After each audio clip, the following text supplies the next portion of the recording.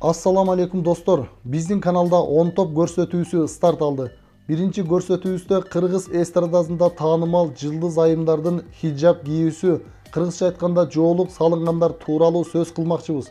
Биздин каналга катталып, лайк басып, пикир калтырыңыздар. Шарият көргөзгөндөй кылып жоолук салынуу бул Алладан келген өкүм.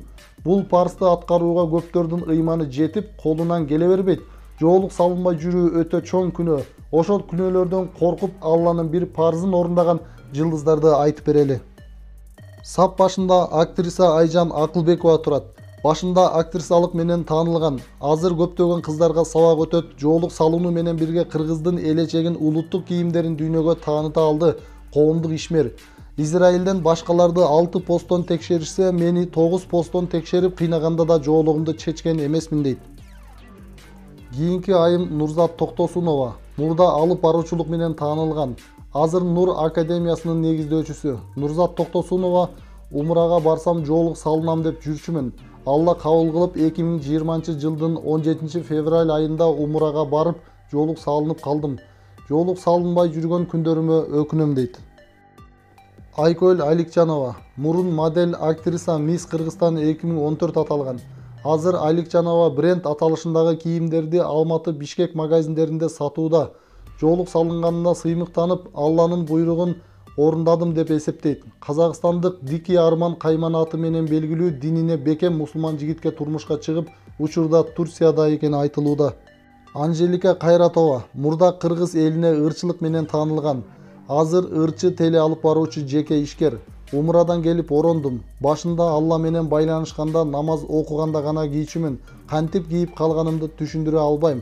Алланын керемети гана деп билем дейт. Айпери Куби кызы. Мурда ырчы, азыр жалпы айымдарды динге чакыруучу. Жоолук салынганым себеби биринчиден Алладан уялдым. Экинчиден бир нерсе жетишпегендей болду. Үчүнчүдөн карызым бардай сезиндим дейт. Гүлнур Асанова. Мурда актриса, ырчы. Азыр ырчы, динге чакыруучу. Ак Багыт кайрымдуулук фондунун негиздөөчүсү. Аллахтын ыраазычылыгы үчүн дүйнөлүк кызыкчылыктардан баш тарттым. Аллах ырыскы берүүчү, азыр башка эшиктерди ачып койгон дейт. Кыз Сайкал Кабылова. Мурда ырчылык менен таанылган. Үй бүлөлүк таланттар.